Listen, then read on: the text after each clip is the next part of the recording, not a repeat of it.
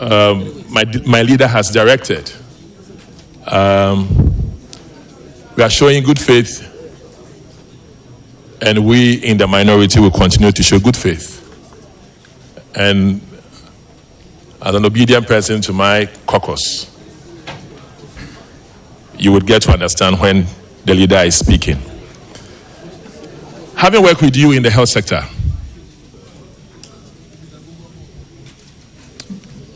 you would bear with me that health insurance or healthcare financing is a very topical issue in the country. And it was, and it has been in all elections. In 2009, the then handed over 300 million for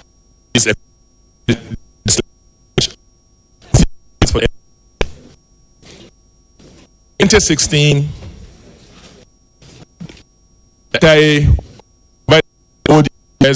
of about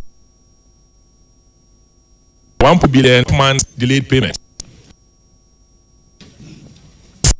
Providers were owed in arrears of about 1.2 billion and about 12 months delayed payments.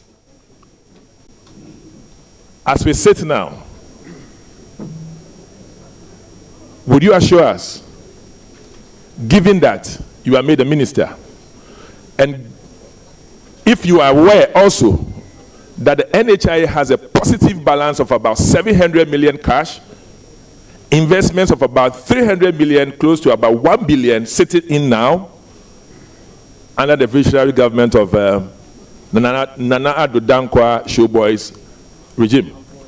So with that cash sitting there, do we have assurance that given you as a minister, by the end of another cycle, there would always be positive balance and no delays in payments to providers? Thank you very much. Before answering the question, Honorable Member, who is Nana Addo Dankwa Showboy? The former so president. I can't really direct you to withdraw accordingly. I withdraw the Showboy, the former president, Nana Addo Dankwa Kufuor. Very well. Showboy withdrawn. May you proceed to... Thank you, Mr. Chairman. Mr. Chairman, just like my chairman has rightly indicated, all figures pertaining to the National Health Insurance Formula are usually available to the committee or to the House when we are going to approve the next formula. So, for example, these figures may be available to us at the committee level or to Parliament when we are going to approve the 2025 National Health Insurance Formula. But, Mr. Chairman, per my briefing, we have an arrears of not less than 237 million Ghana cedis. But when I get to the ministry, I will inquire further whether or not there is positive balance. Thank you. Thank you very much.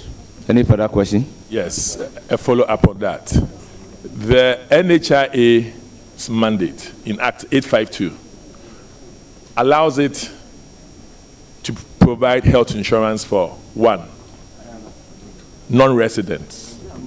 It has not been operational. There's also sections 3, FI and II, talking about assets and equity. In the interpretation of assets, it said the NHIA could support facilities. Support facilities. It has restricted itself in only claims payments. What would you do by taking advantage of what has not been done? And would you also seek to bring an ally for the NHIA? According to Act 852, it has none. Thank you. Mr. Chairman, when approved by the committee, I will work with the appropriate courtesies to bring the ally. And your next question had to do with the assets bit in the National Health Insurance Act. Mr. Chairman, I will study the act critically and then give it more attention. Yeah, did not honor the obligations to his contract.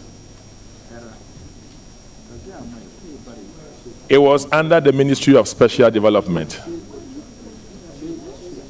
What I have here, if Mr. Chairman, with your permission, is ambulance service confirming delivery of all parts and obligations of the contractor. Would you, when giving the nod, delve into this for the public to have an understanding of where the issue and the perspective of this issue in the public interest. Mr. Chairman, this is my last question, and before he answers, I would want to say congratulations in advance. Thank you. Thank you. Thank you very much. Proceed to give your answer. Thank you, Mr. Chairman. Mr. Chairman, with respect to the spare parts of ambulance and the contract between the company which is supposed to maintain the ambulances in the Republic of Ghana, per my briefing, these are the facts. Because, Mr. Chairman, if approved by the committee, I am determined to investigate that particular matter. So I can only give you the facts as I was briefed. Mr. Chairman, the facts are that, number one, that same company was given the opportunity to buy not less than 307 ambulances at the rate of $41 million US. And Mr. Chairman, per my briefing, the contract I have seen, then the minister went ahead to sign a contract for the maintenance of the 307 ambulances at the rate of $77 million US in 5 years. Mr. Chairman, don't forget that we all have cars. The deterioration of any car is not as much as the last 5 years, the first 5 years or 4 years. Your machines may not be deteriorated that much. And so these are the facts available to me, and I am going to institute investigation into the matter. Thank you. Thank you very much. That was a question emanating from Haji Aladi regarding the nurses trainees, the backlog. Yes. Mr. Chairman, the unemployment with regard to health professionals in this country is alarming. And the issue has to do with the effect on the wage bill. And therefore, there is the need for us to think outside the box, Mr. Chairman. Mr. Chairman, what I'm going to do is probably to link up with other countries so that we in the ministry will facilitate the migration of these health professionals to other countries so that we create jobs for them. Thank you. Thank you very much. Well, by indication, I need to give the floor to Honorable Minority Leader.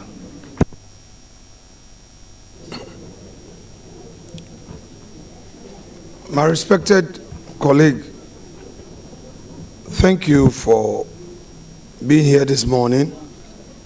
I know you were expecting to have your day with us last night. I'm sure because of some disagreement, we couldn't have you. That notwithstanding, you've made it again this morning. Let me ask you, first, on your CV, you've indicated you're a farmer. I know you to be a commercial farmer. Not many people know you to be a farmer. Can you share with us what you have done so far in your business life? Thank you, Mr. Chairman. Mr. Chairman, I hold a humble view that as a country, we have absolutely no reason to import food into this country. We can feed ourselves. And have spoken about this issue severally. And therefore, I took the trouble upon myself to demonstrate it. And so I started with cocoa farming. Then I ventured into rice. Almost every household in this country consumes rice. Mr. Chairman, I start from planting through processing to distribution of rice. I started with not less than 150 acres of rice in the Western North region. At the moment, this year, Mr. Chairman, I'm doing not less than 5,000 acres of rice in the Yagaba, So, Kobori, and EZC area in the northern part of the country. And Mr. Chairman, I am determined to even go beyond that. We have not less than 3 processing machines across the country. One in Western North, another one in the Somaya area, And then we're putting up another one, 15 kilometers towards Yendi in Tamale, to even bring in other equipment like the parboil machine to be able to get the right quality of rice to be produced locally for the benefit of the country. Thank you. Now, when MPP came into office 2017, I opted to stay out of government because I was doing so well in the private sector. I didn't want trouble. Kwabena, you are running, I don't want to use the word multi-million-dollar business. You are doing so well. I admire you, I respect you. You're doing so well in the private sector. I've seen my business go bad because I got into mainstream politics. How have you prepared a system to protect this your investment as you now move into limelight? And you're going to be health minister. That's your multi-million-dollar investment. You want to risk it? You ready? Thank you, Mr. Chairman. Mr. Chairman, this appointment is called to duty. His Excellency John Dramani Mahama. Honorable nominee, I do not have any assessment before me that your business is a multi-million-dollar business. So accordingly, the multi-million-dollar aspect of the question is hereby expunged. You may proceed to answer the rest. Chairman, in that chamber, those of us in the private sector, we know ourselves. So I would accept that multi-million and replace it with, he's doing so well. He's running a very successful, business. I buy equipment from him, and I do business with him, so I know, and he knows. But anyway, so health minister, how? The question has been asked. May you proceed to give the answer? Mr. Chairman, it's a company, and I'm not the only director. And so there are other systems to make sure that the company will run. Thank you. Thank you very much. Now, today, yes, you did BSc Mathematics and Statistics. So I know you will be able to take the necessary questions with tact. There is often held perception that when new government assume office, people from all manner of places approach the new government, and it leads to termination of contracts, frustration of businesses. I have some businessmen who have sent me a message, and because you are a private sector man, they want to know what will be your attitude towards those who would come to you and say, terminate this, investigate this, do that. You mentioned the ambulance thing, for instance. The way you see it may not be how it is. All right? And as a businessman, what measures would you put in place to stop those hardliners who will come to you with that kind of attitude? Terminate, cancel, investigate, stop payment, don't pay, don't do this. What would be your attitude? Please provide the answer. Thank you, Mr. Chairman. Mr. Chairman, we all know that the private sector is the engine of growth. I am not prepared to capriciously terminate any contract. Mr. Chairman, as and when there is a need to inquire into it, I will do so. Thank you very much. The drone services, you've become aware of it. What steps would you take as a health minister to improve upon it?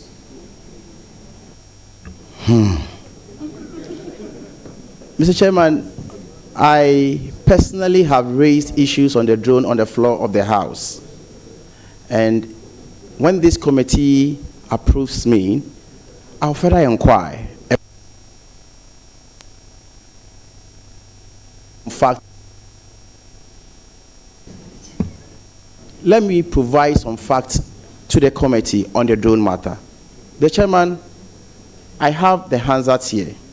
Let me first concede and admit that to the extent that the drone services is, extending and supplying essential medications to the hard-to-reach areas in this country is a fantastic idea.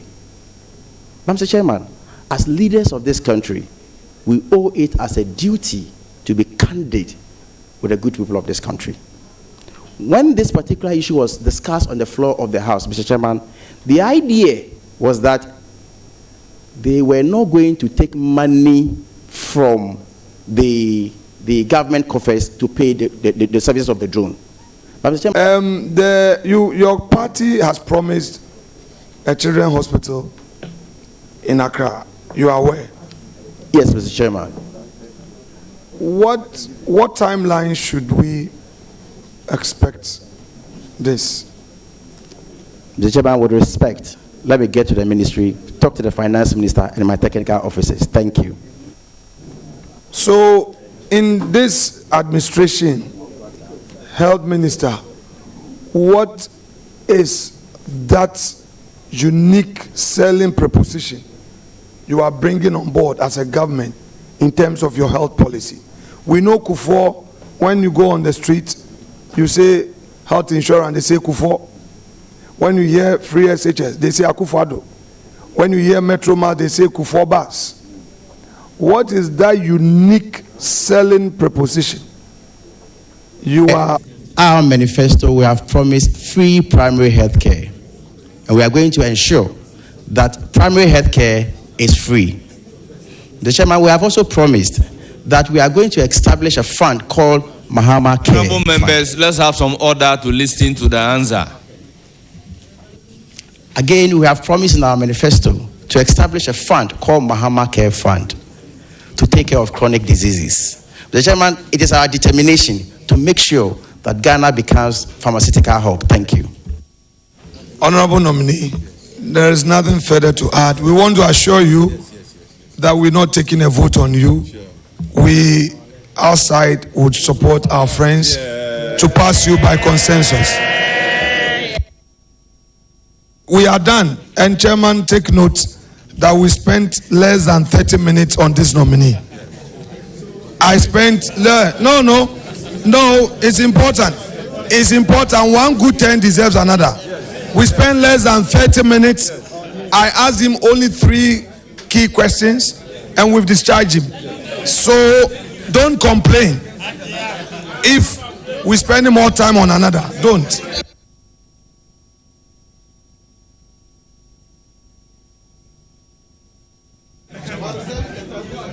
Honorable members,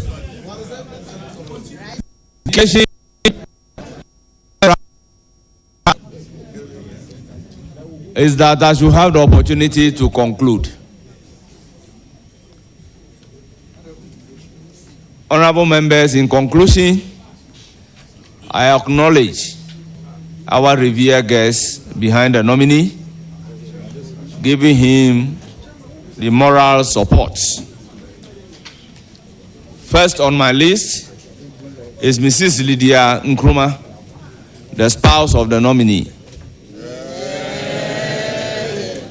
Then we have Nana Bochi Ababio, the father of the nominee.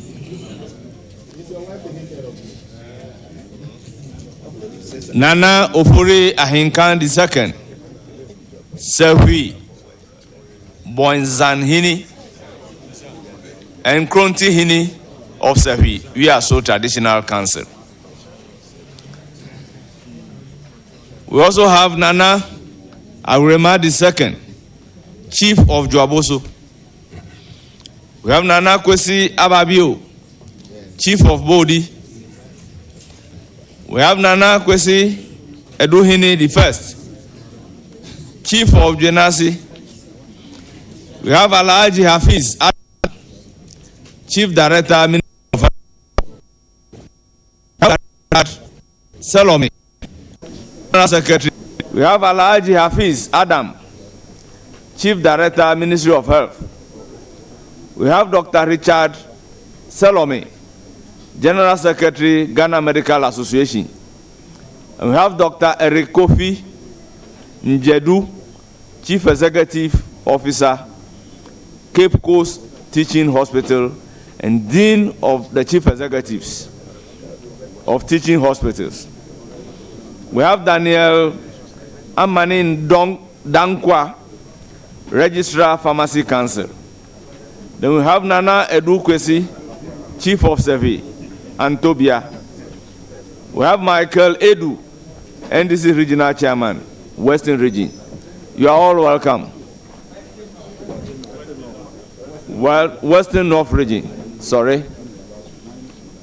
Honorable members, I have the pleasure of asking him a question, but I do not have a question for him. He sits so close to me. I know his competencies, and I believed he will deliver. We've seen his potentials as a ranking member on Health Committee. So congratulations on your nominations. You will hear from the committee and you are accordingly discharged. Thank you, Mr. Chairman.